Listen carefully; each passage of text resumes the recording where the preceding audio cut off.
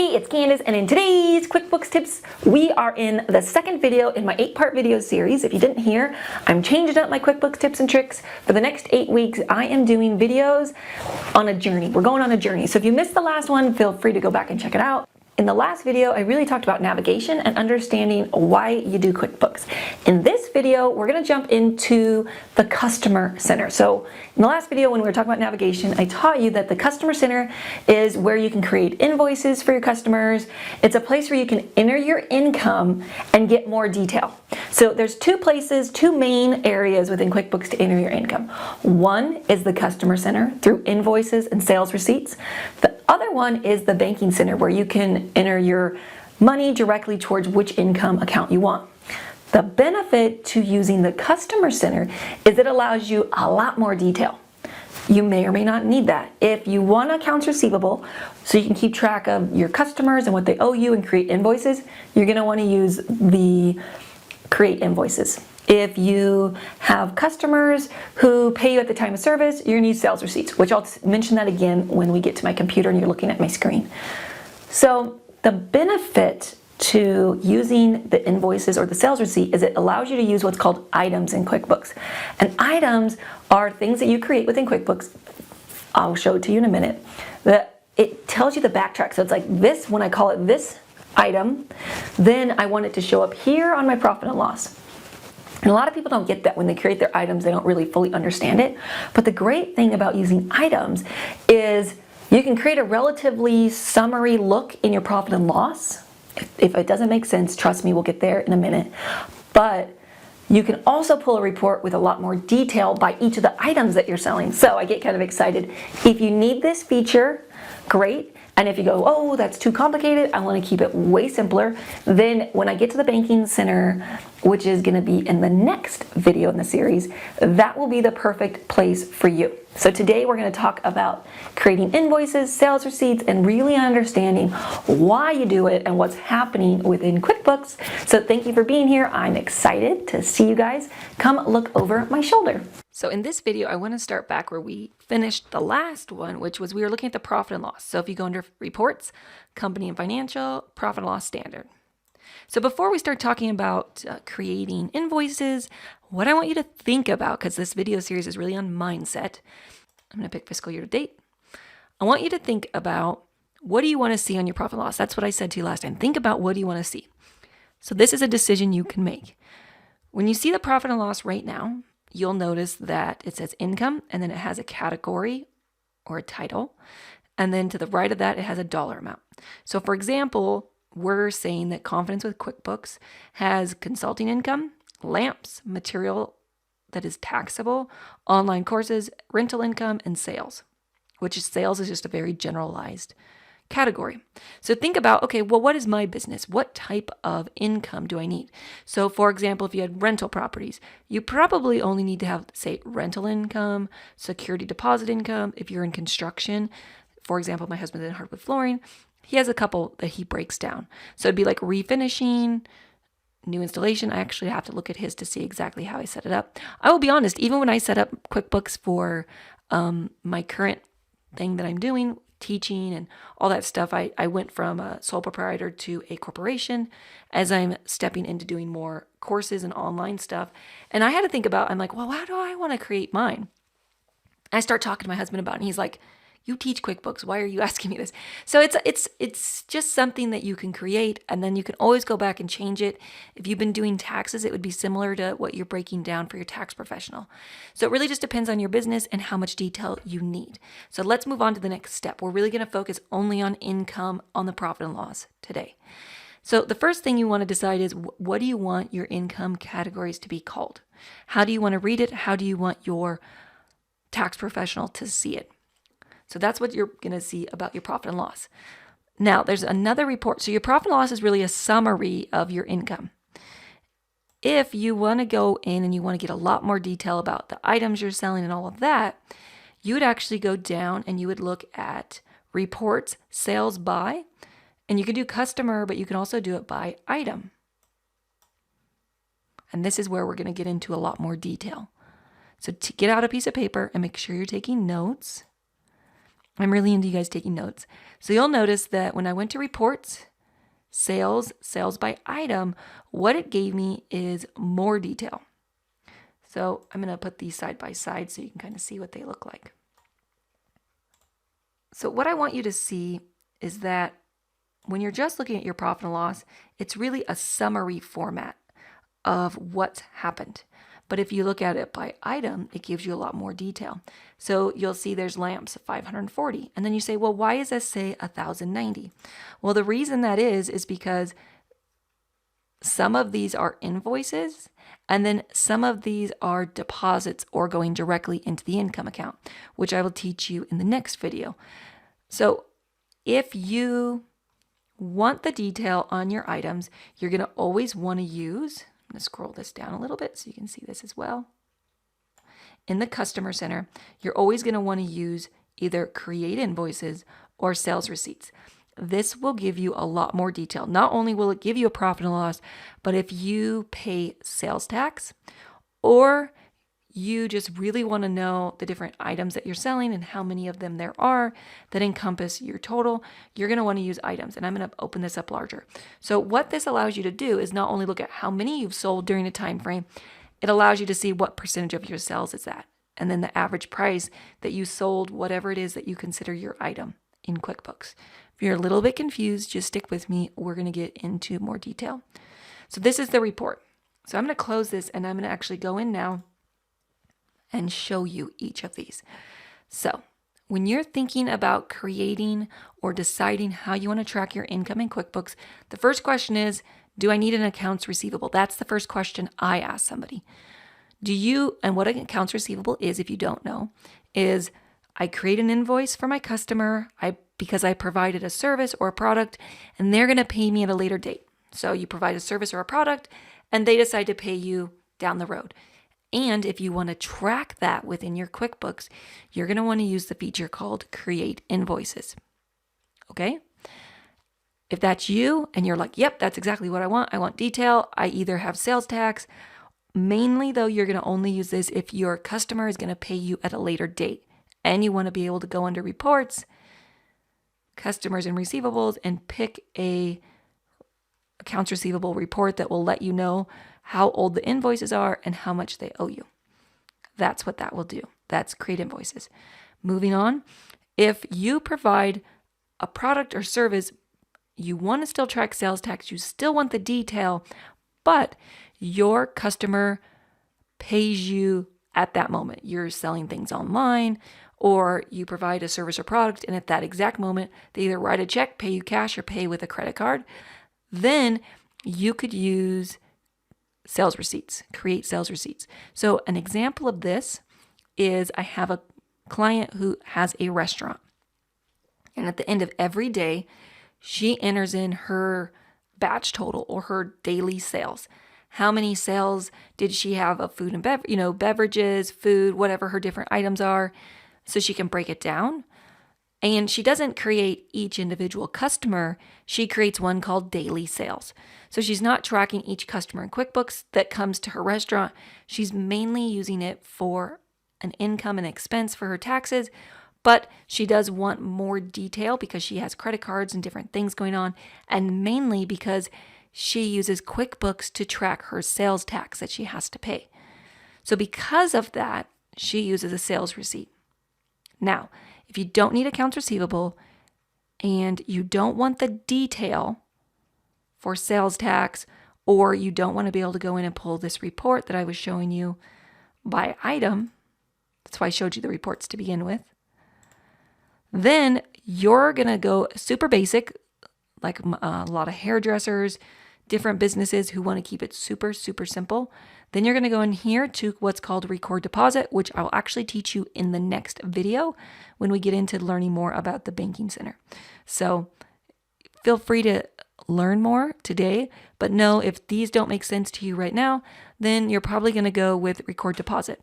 And I just want to say this. You can choose to change any of this at any time. So you could start with creating invoices and then go, oh shoot, I wish I would have done sales receipts. Fine, change it. If at any point you go, wait, you know what? I just want to start with the basics. I just want to record a deposit. that's all I want to do, then you can do that as well. I'm here to teach you, empower, and educate you that QuickBooks can be whatever you need it to be. Okay, that's my job for you today, is to teach you the basics, or to teach you just to only do what you need.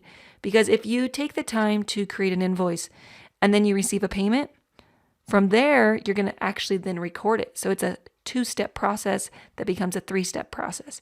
If you do a sales receipt, you actually create the, so to speak, invoice and receive the payment at the same time, so that it takes these two down to one. So if you're like, want all the detail, but it's the end of the year and everybody's already paid you, but you just want the detail in QuickBooks, I highly recommend just jump into a sales receipt, because it will take these 2 steps down to one. Or if you don't want to track your accounts receivable in QuickBooks right now, you just want to enter the sales after they've happened, yet you still want the detail, that again is when you're going to use the sales receipt. So let's go in and I'm going to show you what each of these looks like now. Hope that was clear. If you have any questions, as always, feel free to comment below my videos, email me. I love creating videos for you guys, so that's why I'm doing this. So feel free to ask me any questions. Because I'm keeping these videos relatively short, I'm not going to go to everything, but this first area up here, it's pretty simple. It's pretty self-explanatory. It's how you create new, save them, delete them, print them, email them. I have videos on how to email your invoices directly to your customers on my YouTube channel, on my blog. Feel free to check them out. Print, email, add time, received a payment from them. You can do that in here. If you need to refund them or create a credit, that's what this is. So what you're going to do is you're going to pick your customer. Let's do online sales just to make it simple. I'm not going to worry about explaining to you what classes are. I have other videos on those. Feel free to check them out. I just want to keep this video really as simple as I can for this specific. Actually, I'm going to go into October. We'll do October 2nd. Then, so what you're doing is you're just saying, hey, this is my customer. If you haven't already added them, if you click add new, to add a customer is really simple. Customers, remember, the people who pay you. You're going to add their name, which here's a little quick shortcut tip. If you type it in here where it says company name, so let's just type in my name as example, it will actually autofill up here and here. So that's just a little shortcut. If you type it in at the top, it only goes there, and then you have to go and put it on all the other places. So I always recommend putting it here under company. You're going to put in their phone number, their address if you need it, and you can go through all of that stuff. Okay? That one already exists, so I'm going to hit cancel. So you would create the customer name, put their address in, and then that name will pop up here and here. If you don't need to ever mail to them, you don't have to put an address in, but you can. So then you're going to go down. If you have more than one template in QuickBooks, which is a whole nother video, you can change that up. You're going to go down, you're going to pick your date of the invoice, the date you want to invoice them. If you don't already have invoice numbers, choose what date you want to start your invoice numbers, and QuickBooks will automatically know what the next number is for you. The only problem you would run into is if you're trying to enter in old dates, they might not be in sequential order. But if you do them all within QuickBooks, one right after the other, that will work out perfectly. If your customer has terms with you, you can choose their terms. This will allow your accounts receivable report to pull up properly. Now, this is where the magic happens, and the thing that some people don't understand. It's items within QuickBooks. We could go on a whole video on totally understanding items, but I'm going to give you the basic understanding right now. So you're going to drop this down. You're going to select an item. An item is what you want to title the service or product that you are offering your customer. So I'm going to click the little arrow. I'm going to click add new. And you're going to see QuickBooks already has certain types of items in here, or services that you provide. So service, and it tells you to the right, use services are for when you charge for purchases like labor, consulting, professional fees. And if you go through each individual one of these, it will give you more detail. Most of the time, you're probably going to use services, other charge, and sales tax if you are using sales tax. Typically, that's what you're going to use. You could use non-inventory part if you want. It just depends on your business. So I'm going to act as if it's a service, and then you're going to type in your item. So whatever you want to call it. Now, what you want to do is you want to keep this really basic, because this is what you're going to type in every time you create an invoice for your customer. So let's just do telephone call. I'm just creating some little thing. Then if you want to be a sub item, which we're not going to cover, you would select that. This item, we're not going to worry about that either. Then if you want, you can actually have it pre-do your description every time. That's only if you need it. You know, if it's like telephone call, and then whatever details you want, you only have to fill that in if you want it every time to show up on the invoice. If every time you want to type in your own detail on your invoice, then you can leave that blank and it won't pre-fill for you. It's just something it'll pre-fill. If every time you make a phone call, you have a rate that you charge, say $125, you would put it in there. If it varies for that item, meaning the type of service you're providing, you can leave that blank and it will not autofill and you'll be able to fill it in yourself. Then you can decide, is that item taxable or non-taxable? We'll pick non-taxable. That only matters if you're doing sales tax. And if you are using sales tax, you really want to make sure that you go in and you make it the right one, because QuickBooks will want to charge tax on it if you leave it as taxable. Now, this is where the other part of the magic happens. So when you drop this account down, this is where you're going to choose what income account that when you pick this particular item, telephone call, you want that income to show up on your profit and loss under which category or title. So you'll notice to the right it says income, and to the left it tells you what you were calling it. Yes, you can always add another one if you don't have it in there. But say you've already been using QuickBooks, you would say, okay, well, what do I want to call that? Is that consulting income, lamps, or whatever? And you go through all these different ones. I'm going to just consider it consulting income for this example. And then I'm just going to click OK. So what you'll notice is it's called telephone. That's what we called the item in the first box. The description that we filled out was telephone call, or I typed in ... Then you have a spot for quantity. You could say 3. You're on the phone for, say, 3 hours at $125 an hour is $375. It's under the class of business, which we're not going to worry about discussing today. It's non-taxable. And then you come down here and it says, sales tax rate for that particular customer. But because you marked it as non-taxable, it's not charging any sales tax. It tells you your total and the balance due. If you want to see what it looks like, you can go up to print, preview, and it will open it up and it will show you what the invoice we just created looks like. You can email it to your customer, print it, or just save it depending on what you need. And then you're going to click Save and Close. Yes, you could put a customer message down here if you want. There's some pre-filled ones. You can add a new one. There's memos. There's customer tax code. The main thing I wanted to do for you today, I created a closing date on a previous training, so I got to type that in.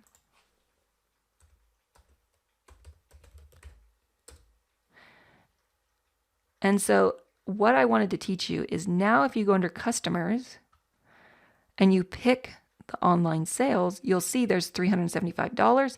That is the invoice we just created. Now if we go under reports, customers and receivables, accounts receivable, aging summary, you will see our online sales at $375. I made it in October, so I put it over in the column even though we're in November. So this is where the decision process comes in. Do I need the detail? So now if you went under sales, you would see, I got to pick the date range. Now you would see the new item that we added. I'm looking for it. Where did I see it at?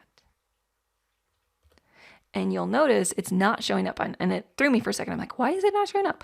The reason is because we haven't paid for it yet. So right now, this report is on cash basis. When we get to reports in a few videos, I'm going to go into more depth about what the difference is between cash and accrual.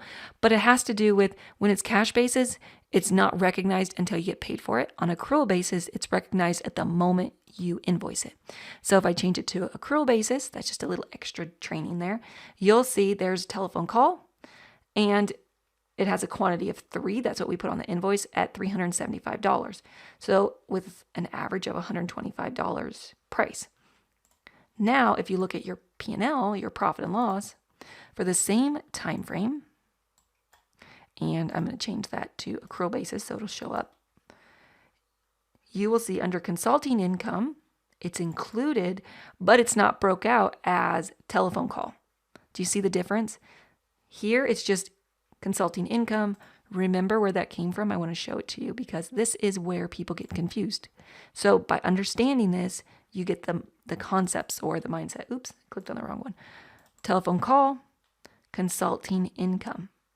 You'll also notice it shows up over here on what account you're choosing it as. So if you choose to get accounts receivable, if you choose to use items or want items for more detail, then you will be able to pull that report. Let's move on. Once you've created your invoice, typically later down the road, your customer will pay you for it. That's where you'll do the receive payments. Now, let's say you don't need accounts receivable. You go, but that's really cool. I like that item detail. I would be willing to take the extra time to create an invoice every time I need one. I would like to check out the sales receipts. What the sales receipts allow you to do is you pick your online sales, you pick your class if you have that, don't worry about that. You pick the date that you say the service was provided. You pick your number, your sales receipt number, and then you come over here and you say, okay, they paid with a check because they paid you at the time of service. That's the only reason that you would use a sales receipt. And you put the check number in. And then you come down here to that item that we just created. You would, if you don't have any, you'd create it the same way. You just add a new one. Go in, pick whatever you want. Whatever you call it here is what's going to show up in this first box. Your description is the second box. Your rate, if it's taxable. And then this account, remember, is your income account you want to go to. So let's do the same thing. But we'll go ahead and do telephone call. So we're saying we provided a telephone call service. Again, we spoke for 2 hours this time at $125. That makes it $250. They paid us at the time with a check, which doesn't make as much sense. You could choose debit card. Yes, QuickBooks can accept credit cards for you. That's a whole nother conversation to have. Keep it basic today. So now what you're doing is you're receiving the invoice and the payment all in one, still getting the detail that you need. I have my closing date in there. And so now when you go under your customer and you go under online sales, you see it still says only the one invoice. If you click, drop this down to say show all transactions, it will show you the sales receipts. This is a different one I created for a previous training. Today's is right here, $250 and the $375. And to the right, it shows you they only owe you $375. So you can mix and match these for different customers if you need to. But just know, if you create an invoice, you need to do a receive payment. That's why that line goes there. If you receive payment all at one time, you can just use sales receipts if you want the detail. Now, if you go, I don't really need all that detail, Candus, that was way too much for me, stay tuned because we are going to go into what's called record deposit. And I'm going to get into how do you put your money directly into your sales. Typically, after you've used a sales receipt here and you receive payment, there's a little account called Undeposited Funds, which I've taught you before in previous videos. It's basically a bank bag, meaning I received money, now I need to take it to the bank, because it allows you to reconcile easier. We will also talk about that when we get to reconciliations. But the next step is to record the deposit. Anything you have sitting there that needs to be put into your bank account within QuickBooks is available right here.